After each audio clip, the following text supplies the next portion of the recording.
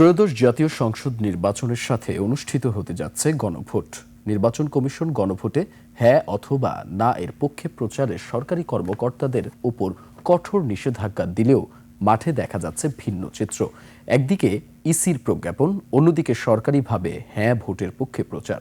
বিশেষজ্ঞরা বলছেন, নির্বাচন আইন ও সার্ভিস রুল অনুযায়ী সরকারি কর্মকর্তা কর্মচারীরা ভোটারদের প্রভাবিত করে এমন কোনো প্রচারে অংশগ্রহণ করতে পারবেন না। সিরাতাল মুস্তাকিমের রিপোর্ট। লিলি বিউটি সোপ, যার অ্যান্টি এজিং গুণ তারুণ্য ধরে রেখে ত্বকে করে উজ্জ্বল। তারুণ্যময় উজ্জ্বল ত্বকের জন্য রিমার্ক। তফসিল ঘোষণার পর থেকেই সরগরম ভোটের মাঠ। সংসদ নির্বাচনের সমান্তরালে আলোচনার কেন্দ্রে এখন গণভোট।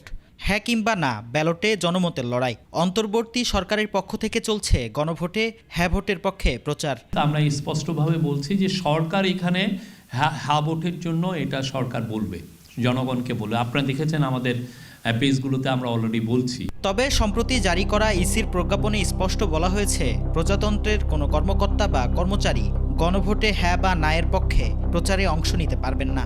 আইন অমান্য করলে সর্বোচ্চ ৫ বছরের কারাদণ্ডের বিধান রাখা হয়েছে। কিন্তু বাস্তবতা বলছে ভিন্ন কথা। গণভোট ও হ্যাঁয়ের পক্ষে সরকারের উপদেষ্টাদের বিভিন্ন উদ্বুদ্ধকরণ ও প্রচার কর্মে যুক্ত কিংবা উপস্থিত থাকছেন মাঠ পর্যায়ের সরকারি কর্মকর্তারা। নির্বাচন ব্যবস্থার সংস্কার কমিশনের সদস্য জেসমিন টুলি বলেন, নতুন প্রবর্তিত গণভোট আইনের অস্পষ্টতা এখানে বড় সমস্যা। তবে নির্বাচন আইন ও সরকারি কর্মকর্তা কর্মচারী আইন অনুযায়ী প্রজাতন্ত্রের কর্মচারীরা ভোটারদের প্রভাবিত করে এমন কোনো প্রচারে অংশগ্রহণ করতে পারবেন না বলেও জানান তিনি। ইলেকশন আইন অনুযায়ী নির্বাচনকে প্রভাবিত করে এরকম কোনো কর্মকাণ্ড সরকারি কর্মকর্তা যারা নির্বাচনের সাথে সম্পৃক্ত কোনো অবস্থাতেই করতে পারে না।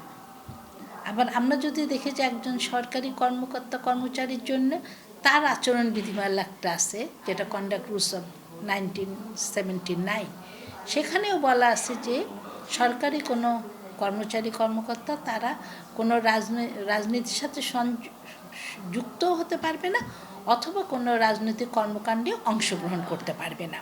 আইনজ্ঞরা বলছেন, সরকারি কর্মকর্তা কর্মচারীরা গণভোট বা নির্বাচনে ভোটারদের প্রভাবিত করে এমন প্রচারণা না করার জন্য ইসির যে প্রজ্ঞাপন তা যথার্থ। একটা বিষয়ে সেইটার ব্যাপারে বক্তব্য দিতে পারেন, তার ভালো মন্দটা বলতে পারেন, কিন্তু বলতে পারবেন না যে আপনারা কি ভোট দেবেন, কাকে ভোট দেবেন, কি ব্যাপারে ভোট দেবেন, প্রয়োগটাকে বলতে পারবেন না। কিন্তু বিষয়ের ভালোত্ব মন্দত্ব সেটা বলতে পারবেন, যেটা ইলেকশন কমিশনও যথার্থভাবে বলেছেন। আইন আর প্রয়োগের মধ্যকার এই ফারাক ঘোচাতে না পারলে 12ই ফেব্রুয়ারির ভোটের বিশ্বাসযোগ্যতা রক্ষা করা কঠিন হবে বলে মনে করছেন সংশ্লিষ্টরা। সিরাতাল মুস্তাকিম, 21 টেলিভিশন, ঢাকা।